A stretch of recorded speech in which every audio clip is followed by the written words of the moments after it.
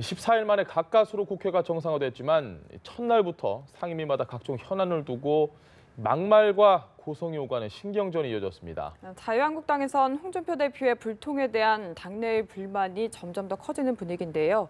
최창렬 용인대 교육대학원장, 김영준 명지대 교수와 함께 정치권 이슈 짚어보겠습니다. 어서 오십시오. 네, 안녕하세요. 안녕하십니까. 최 교수님, 상임위에서 국회의원들이 여야 간 설전하는 건 저희가 정말 익숙하게 지루하게 많이 보고 있습니다. 어제도 예상대로 역시 좀 파행이 빚어졌는데 저 이야기 나누기 전에 어제 운영위원회에서 임종석 청와대 비서실장에게 김성태 원내대표 겸 이 운영위원장이 한국당 원내대표 좀 이야기를 좀 막 뭐라고 해서 또 고성이 오가는데 일단 한번 보고 나서 이야기 나눠보시죠. 잠시 정해드리다가 오후 1시 30분에 위원장님 하도록 하겠습니다. 위원장님 이렇게 하면 안 되지. 밥 먹고. 오늘 오전에 청와대 업무보고 확인한 거 아닙니까? 왜 그걸 위원장님이 마음대로 끼십니까? 국회 상임위 위원장 변경에 당한직 도전을 하고 있습니다. 오전에 제가 헌법자문 투기 예산안 관련해서 제출을 요구를 했었는데요. 저희가 그건 조금 더 시간을 주셨으면 합니다. 의원들 자료 제출 요청에 성실해지게 임하지 않는다면 제출할 때까지 저 뒤에 앉아서 위원장 발언에 웃으신 분, 자 임종석 실장이 발언대에 서보십시오. 아닙니다. 위원장이 왜 화를 저한테 푸시는지 모르겠습니다만은 청와대라고 해서 이렇게 국회 계속 무시하고 여기 국회입니다. 네, 저희 지금 자막에 웃음주의보, 살벌한 운영이라는 자막이 있었는데 최 교수님 어떻게 보셨습니까? 어제 저 운영위의 파행을 보시면서. 운영위가 이제 청와대를 대상으로 하는 상임위잖아요. 예. 그래서 어제 이제 조국 민정수석 제약은 거의 다 나왔어요. 이제 보다시피 우리 비서실장이 임종석 비서실장이 이제 여러 가지 보고를 하고 이랬는데 예. 운영위원회에서 지금 청와대를 대상으로 해서 상대로 해서 여러 가지 이제 질문할 게 많을 거예요 지금. 그런데 어쨌든 그런 내용보다는 지금 이제 화면에서 보셨다시피. 네. 예, 위원장이 이제 어떤 그 사소하다면 사소한 것일 수도 있고 위원장 입장에서 볼 때는 그야말로 위원장이 권능을 무시했다라고 느꼈을 수도 있을 것 같긴 합니다. 네. 웃은 거라든지 또 임종석 비서실장 보고 발언 때 나와서 얘기하라든지 이런 서로 이제 좀 신경전을 보이는 모습 네. 이런 부분들은 그야말로 아까 말씀처럼 우리 국회에서 익숙하게 보는 광경이에요. 새삼스러울 건 없는데 네. 특히 이제 운영위원이다 보니까 청와대를 의식해서 저런 이제 얘기가 나오는데. 어쨌든 여야 할 거 없이 상임위원회에서 소속 기관에 그리고 그 이제 담당자들에게 정말 국민들이 궁금함을 물어봐야죠. 저렇게 신경전 벌이는 듯한 모습이라든지 네. 좀 이제 여야 간에 특히 이제 야당이 기선을 제압하려는 모습 같은 것들은 국민들이 볼 때는 뭔가 궁금한 게 있을 텐데 네. 그리고 또 이번 임시국회가 사실 개점 휴업으로 결국 빈손으로 끝나는 게 아니냐 이런 우려가 많이 있었어요. 근데 네. 엊그저께 이제 정상화가 돼서 상당히 더 많은 법안도 통과시켰어요. 28일날 또 본회의도 남아 있고 여전히 근데 이번 국회가 할 일이 많았었잖아요. 개헌 문제도 그렇고 또 사법개혁 특위에서 이른바 공수처 문제, 네. 공직자 범죄 수사처 이런 것들 잘 논의가 안 되고 있잖아요. 그러면서 시간이 많다 몰라도 시간도 별로 없는데 자꾸 저런 모습으로 소위라는 게 국민들 눈에 썩 그렇게 좋게 비치지는 않을 것 같긴 합니다. 알겠습니다. 네. 임종석 비서실장이 왜 화를 나한테 푸느냐 이렇게 댓글을 하기도 했고요. 어떻게 보셨습니까? 일단요, 운영기관은 전통적으로 여당이 위원장이었던 자리였었어요. 근데 이제 최근에는 이제 야당이 지금 이제 위원장을 맡고 있다 보니까 나온 현상들인데요. 실제로 정권이 바뀌고 적폐를 청산한다고 하더라도 바뀌지 않는 세 가지가 있습니다. 대한민국 국회에. 예. 선천성 상생 결핍증 환자들이 모여가지고 서로 싸우는 거예요. 상생 결핍. 네, 상생 결핍입니다. 두 번째는 집단 기억 상실증 환자들이에요. 예. 여야가 바뀌었잖아요. 그러니까 예를 들어서 자신들이 여당한 적도 있고 야당한 적이 있다고 한다면 그 당시에 자신들의 부족했던 부분들을 되도록이면 고치려고 노력을 해야 되는데 전혀 안 고칩니다. 마지막으로는 이게 도덕 불감증이거든요. 예. 국민을 대표하는 국회라고 한다면 정부가 국회의 예의를 지키고 국회가 정부의 예의를 지켜야 됩니다. 예. 근데 이것이 끝이 아니라 일종의 감정 정치를 하는 거예요. 그리고 실질적으로 가장 중요한 사항에 대한 논쟁보다는 다른 실수를 했느냐 안 했느냐 이걸 가지고서 문제 제기를 하고 더 나가서 국회 운영 일정 자체에 대해서 서로 합의를 하지 못한다고 한다면 그러다 보니까 결과론적으로 무슨 얘기를 할 수 있냐면 국회 신뢰도 조사를 하지 않습니까? 예. 최근에 행정연구원에서 발표를 했잖아요. 가장 신뢰할 수 없는 집단이 국회로 나오고 있기 때문에 예. 이것은 국회 운영의 차원을 넘어서서 대한민국 국회가 이런 식으로 계속해서 파행으로 간다고 한다면 예. 국회가 존재할 이유가 뭐가 있느냐라는 부분까지 올 수 있는 부분이기 때문에 이거는 국회도 정말 반성을 해야 되고 정부 여당 같은 경우도 실제 정부는 국회는 국민을 대표하는 기관이기 때문에 네. 자료 제출을 요구하면은 되도록이면 그 자료 제출을 신속하게 제출하는 그러한 나름대로의 의무감을 가져야 될 거라고 저는 봅니다. 알겠습니다. 운영위 말고 법사위도 좀 어제 역시 파행이었습니다. 지금 권성동 위원장이 이 강원랜드 채용 비리와 관련한 그 문제로 여당의 굉장히 심한 공격을 받고 결국 이게 임시국회에서 문제가 좀 많이 됐었는데 어제도 좀 많이 문제가 됐어요. 지금 임시국회가 파행됐던 원천이 바로 그거였죠. 예. 권 위원장이 상임위원장인데 이른바 강원랜드 채용 비리 외압 의혹, 네. 외압 의혹 때문에 이제 그 위원장 자격이 없다 이렇게 이제 여당이 주장하면서 파행을 빚었던 거거든요. 그래서 어쨌든 정상화가 됐는데 그 문제의 여지는 여전히 남아 있어요. 그리고 네. 워낙 광범위한 것 같아요. 거기에 관련된 이제 인사들의 그 이제 명단들이 광범위하고 네. 강원랜드 이 문제는 사실 우리 사회 지금 여러 가지 지금 사실 굉장히 지금 올림픽이 열리고 있는 가운데 여러 가지 사회적이고 문화적이고 이런 문제들이 정말 어지러울 정도로 많이 나타나고 있잖아요. 네. 올림픽에 뭐 흐뭇한 미담이 있고 그리고 평창 올림픽이 평화 올림픽의 계기를 마련한 이런 측면의 긍정적인 면이 네. 있습니다만. 사회적으로 일어나는 일들. 근데 이 강원랜드 채용 비리 의혹도 마찬가지거든요. 이런 부분들에 대해서 아직 완전히 이제 그 끝나지가 않은 거죠. 이런 부분들이 국회에 계속 남아 있는 건데 그 법사위도 마찬가지. 앞서 말씀하신 것처럼 법사위야말로 지금 워낙 현안이 많아요. 지금 예. 특히 이제 사법개혁특별위원회와 관련한 것도 그렇고 아까 개헌도 말씀드렸고 공직자 수사 비리죠. 공직자 범죄 수사처 문제 이런 것들에 대해서는 별 논의가 없고 자꾸 강원랜드 문제만 가지고 여야가 계속 이제 네. 그 기싸움을 하는데 이것도 사실 그 6월 지방선거를 의식한 부분이 많이 있는 것 같아요. 네. 그래서 국회는 국회고 그리고 2월 임시국회 지나면 이제 별로 이제 기회도 별로 없어요. 예. 임시국회 바로 이제 끝나면은 지방선거로 완전히 전환하는 국면이기 때문에 그래서 28일 날이면 얼마 안 남았잖아요. 예. 그 전까지 어쨌든 법사위에서 더 많은 법안들을 일단 처리해야지 본회의로 넘어간단 말이에요. 그래서 더 이상 여야가 이 문제 가지고 기싸움하지 말고 여러 가지 계류된 법안들을 빨리빨리 처리해야 된다고 생각합니다. 알겠습니다. 네, 여기에 더해서 이명박 전 대통령에 대한 수사 얘기도 네. 또 나왔더라고요. 실질적으로 우리 수사는 두 가지 원칙이 있어요. 불구속 수사의 원칙과 무죄 추정의 원칙이라는 거는 대원칙이거든요. 네.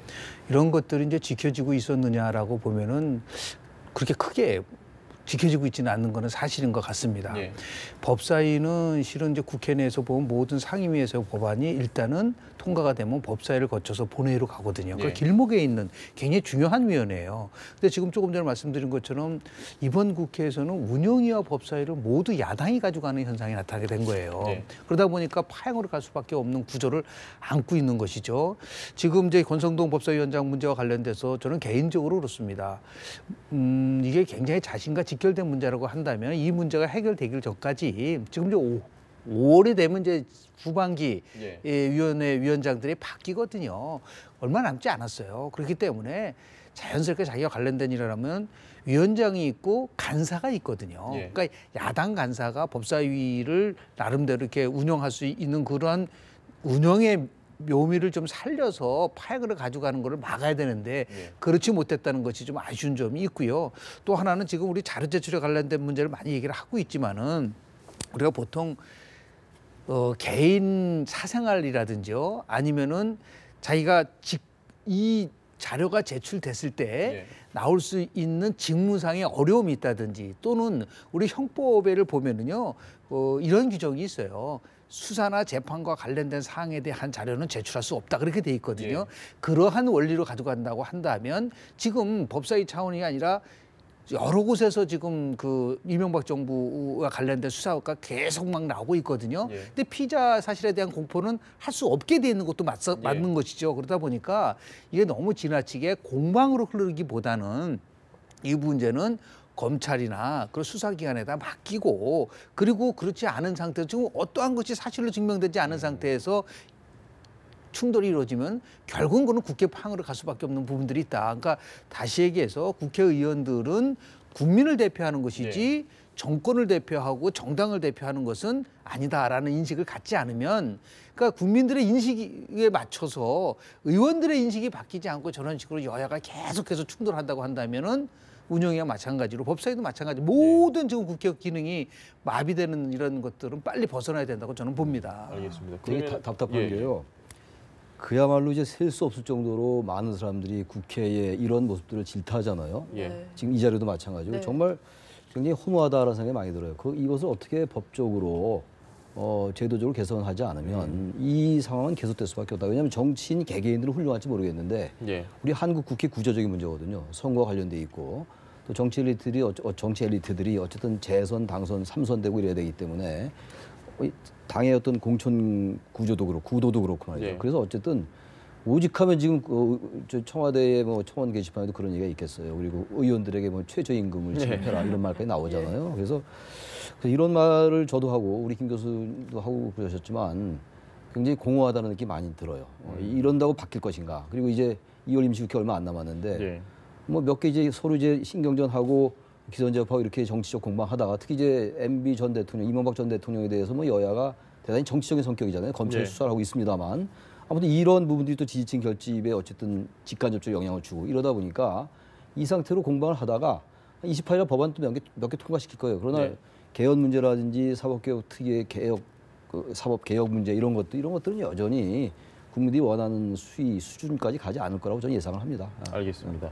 그 주제를 조금만 틀어서 한국당 내부 상황을 좀 살펴봐야 될 것 같습니다. 지금 뭐 한국당으로서는 지방선거가 좀 비상등이 켜진 상황이라고 볼 수 있는데 어떻게 좀 이 홍준표 리더십이 당 내에서 약간은 흔들리는 듯한 그런 분위기가 좀 감지가 되고 있다. 이런 보도도 많이 나오고 있습니다. 어떻게 보십니까? 실제로 야당이 여당을 향해서 공격하는 가장 큰 포인트는 소통하라는 거잖아요. 결국은 청와대가 소통도 하고 그리고 대통령이 야당 대표들과 만나서 소통하라고 그러잖아요. 그럼 그 원칙은 그대로 당내에서도 같이 함께 움직여줘야 된다는 거죠. 그러니까 소통 없는 통합은 없다라는 게 대원칙이거든요. 그렇다고 한다면 아무리 봉숭아학당이라고 하더라도 결국은 뭐 중진회의가 지금 굉장히 오랫동안 당대표가 주대하는 중진회의가 지금 열리고 있지 못하고 있는 건 사실이지 않습니까? 그래서 오히려 홍준표 대표가 같이 함께 이 어려운 문제를 풀어갈 수 있다는 것을 보여주고 그리고 중진들도 마찬가지죠. 홍준표 대표의 체제를 흔드는 것보다는 어떻게 하면 6월 지방선거 위기를 극복하고 보수, 괴멸되고 있는 보수를 다시 한번 정립하고 보수 가치를 만들 것이냐에 대한 그러한 합의를 통해서 새로운 걸 보여주지 않으면 공멸한다는 인식이 있기 때문에 저는 굳이 저 홍준표 대표가 회의를 주재하지 않고 이런 것에 대해서는 저는 바람직하지 않다고 봅니다. 그러니까 어저께 중진회의라고 했는데 중진 20명 중에서 5명밖에 참석하지 않는다는 얘기는 기형적이라는 거를 보여주는 거거든요. 그런 의미에서 빨리 저는 의사소통 구조를 정상화시키고 그리고 대표와 중진 그리고 당내 구성원 모두가 함께 더불어서 이 지방선거를 어떻게 잘 치를 것이냐에 대한 합의를 이뤄내는 것. 그게 바로 리더십의 요체라고 볼 수 있는 부분이기 때문에 리더십의 가장 큰 핵심적인 거는 소통과 배려. 이것을 좀 지켜져 나가야 된다고 저는 봅니다. 알겠습니다. 최 교수님 어떠세요? 홍준표 대표의 그 리더십이 지금까지 전 어쨌든 일정 부분 관철이 됐다라고 판단할 수 있을 것 같아요. 홍준표 대표가 지난 대선 때도 2위를 했잖아요. 뭐 흔히들 말하는 흔히 막말 논란 이런 부분들도 많이 이제 얘기가 됐었는데도 불구하고 바로 그런 점에서 지금 한국당의 문제도 역시 대단히 구조적인 것 같아요. 그래서 이제 그러나 그러한 문제들이 언제까지나 통한다고 얘기할 수 없을 것 같습니다. 왜냐하면 지금 그런 유형의 리더십이 지금까지 나름 먹혀왔는데 이제는 좀 한계에 도달한 게 아닌가 하는 생각이 들어요. 중진 의원들이 이제 목소리를 내기 시작한 거죠. 과거에 지금의 야당이죠. 여당일 때 보면은 야당일 때도 지금의 야당일 때도 그랬고 말이죠. 과거에 그 일반 남원정이라고 재선그룹의 그 개혁 소장파 의원들이 있었단 말이에요. 그래서 당에 상당히 좀 강경 보수의 모습이 있는 반면 상당히 또 개혁 중도적인 목소리도 있었고 이랬단 말이에요. 그래서 당이 뭔가 어떤 형평을 유지했는데 그러한 기능이 상당히 지금 한국당 내에서 상실된 것이 아닌가. 그래서 이번에 중진회의의 연석회의 같은 것들이 잘 부활돼서 대표가 참석해서 정말 의견을 듣고 이렇게 된다면 과거에 그 지금의 자유한국당에 그런 전통이 좀 있는 거거든요. 그래서 그런 것도 되살려야 되는데 여전히 홍준표 대표는 전략적으로 그런 것보다는 자신이 이제 그렇게 밀고 나가는 것이 당을 장악하는데 유리하다는 판단을 하고 있는 것이 아닌가. 그렇지 않고서야 거기에 중진회의에 왜 원내대표가 참석을 합니까? 예. 당 대표가 참석해야죠. 그러다 보니까 그 문제 자체를 두고 벌써 이제 더 갈등이 심화되는 거거든요. 그러면서 오히려 또 당을 장악하는 이런 역설 같은 것들이 한국당 내에 존재하는 것이 아닌가 이런 나름의 어떤 그 추론 같은 것도 들어요. 그래서 이런 것들은 그러나 당위적으로 볼 때 예. 앞서 말씀하신 것처럼 바람직한 그런 리더십의 유형은 아닌 것 같아요. 알겠습니다. 같이 소통하고 같이 당의 소속 의원들과 특히 중진들과 같이 얘기하고 이렇게 하면서 뭔가 현재 시대 정신에 맞게 그리고 국민들이 원하는 것이 무엇인가 안보 문제도 그렇고 지금 네. 경제 통상 문제 얼마나 심합니까? 미국의 예. 통상압력 이런 것들을 토론하고 이러면서 국민들에게 다가간다면 그럼 지방선거 성적이 좋게 나오겠죠. 근데 그런 모습은 놔두고 자꾸 정치 공학적으로 뭔가 자꾸 결집하려 하는 게 아닌가라는 그런 추론 같이 좀 들어요. 알겠습니다. 네. 리얼미터에서 나온 이 당 지지도 네. 보면요. 민주당이 4.6% 정도 올랐다고 하고요. 나머지는 전부 떨어졌거든요. 그렇게 보면은 지금 말씀하신 뭔가 홍준표 대표의 리더십이 한계에 봉착한 뭔가 시점이라고 볼 수도 있고 아닐 수도 있고 이렇게 지금 화면 보시면은 네. 예, 리얼미터에서 조사를 한 게 나오는데 차이가 30% 넘게 벌어졌습니다. 민주당과 한국당이. 예. 근데 저거는 이제 정당 지지도와 관련돼서 영향을 주는 요인은 몇 가지가 있는데요. 가장 예. 큰 것은 대통령의 국정 운영 지지도와 연계돼서 나타납니다. 그러니까 예. 대통령 국정 운영 지지도가 낮으면 정당 지지도가 낮게 나타나는데요. 두 번째는 뭐냐면 결국은 대안이 과연 있을 수 있는 것이냐. 예. 그러니까 더불어민주당 지금 저렇게 50% 나온다는 얘기는 뭐냐면요. 지난번 대통령 선거 때 문재인 후보가 41.1%를 예. 얻었어요. 그러면 지금 현대 지지율을 보면 한 20 내지 30%포인트를 더 많이 얻는단 예. 말이에요. 그럼 이 지지가 어디서 나왔냐면 중도 보수층에서 보수로 가지 않고 지금 민주당과 대통령 지지도로 가고 있다. 예. 이 얘기는 뭐냐면 여전히 보수 세력이 대안 세력으로 인식되지 못하고 있고 예. 그리고 나름대로 저 보시면은 이제 무당층이라는 것이 조금씩 아마 이제 늘어날 가능성이 굉장히 큰데요. 예. 바른미래당이 만들어졌지만 실질적으로 결국은 보수가 분열된 부분밖에 우리가 이해할 수밖에 없기 예. 때문에 그래서 저런 거는 계속해서 지속될 수밖에 없는 현상이라고 보고요. 문제는 뭐냐면 더불어민주당이 자신 자체가 정말 잘해서 저 정도 지지를 갖고 있는 것이냐에 대해서는 반성할 필요가 좀 있는 거예요. 그러니까 보통 집권당이라는 것은 여당이 오히려 정부에 대해서 쓴소리하면서 건강한 정부를 만들어야 되는데 예. 과거나 지금이나 거의 똑같이 집권 여당은 청와대 눈치 보고 정부와 같이 맞물려서 가는 것이 마치 책임 정치를 하는 것처럼 보여질지는 모르겠으나 결국은 제일 중요한 것은 집권당은 청와대와 결국 대통령으로부터 독립적으로 자율성을 가지고 움직여줘야 된다. 그렇지 않으면 언제든지 집권당이라는 지지도는 떨어질 수 있는 부분들이 있기 때문에 예. 저는 50%를 얻는 데 대해서 만족하지 말고 독자적으로 국민들과 같이 갈 수 있는 프로그램도 만들고 비전도 만들고 어떤 때는 인사가 잘못됐으면 정부에 대해서 쓴소리도 하고 이렇게 그런 모습을 보여주지 않으면 저는 제가 볼 때는 정당 지지도라는 것은 얼마든지 변화될 수 있는 부분들이 있는 것이고요. 예. 선거를 앞두고 또 한 번 정도 요동칠 거라고 저는 봅니다. 다만 정부 여당이라는 그런 책임감을 갖고 있는다고 한다면 오히려 정말 그 새로운 모습을 보여줄 수 있는 예. 그러한 나름대로의 비전과 지도 체제를 보여줘야 되는데 그렇지 못한 것이 좀 여당으로서는 한계가 여전히 노출돼 있다는 말씀을 좀 드리고 싶습니다. 알겠습니다. 최 교수님은 지금 여론조사 뭘 좀 특이하게 저는 보고 지금 있을까요? 저 상황이 계속 오래 가고 있잖아요. 예. 게다가 지금 저 여론조사 결과에 의하면 지금 민주당과 다른 야당들 간의 격차가 더 벌어졌어요. 예. 지금 2배 정도 있는데 2배가 넘잖아요. 네. 지금 예. 저 여론조사는 말이죠. 그래서 한국당 등이 야당들이 너무 존재감들이 없어요. 지금 의석수로 볼 때는 사실 뭐 민주당이 몇 석밖에 안 앞서는 거 아니에요. 예, 예. 지금 그리고 6.13 지방선거와 이제 보궐선거를 같이 하게 된다면 또 의석의 구도가 어떻게 바뀔지도 모르는 상황이란 말이죠. 그럼에도 불구하고 저렇게 유지할 수 있는 거는 다른 야당들이 뭔가 대안을 제시한다든지 예. 이런 부분들이 없고 국정농단이나 특히 이명박 전 대통령 수사 이런 부분들에 대해서 여당도 물론 청와대의 잘못된 거나 국정 운영을 비판해야 되지만 예. 야당도 과거 보수 정권의 잘못된 것들 비판할 수 있어야 돼요.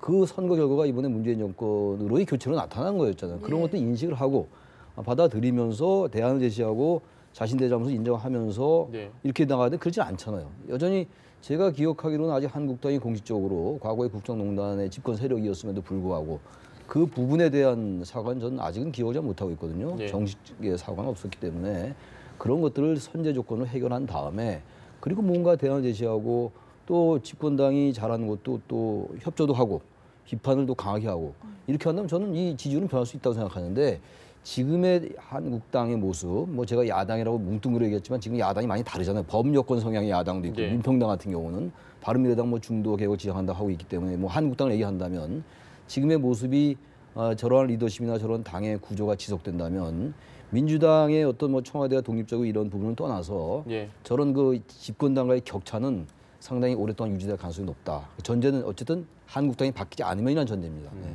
네, 알겠습니다. 앞으로 지켜봐야 될 것 네. 같습니다.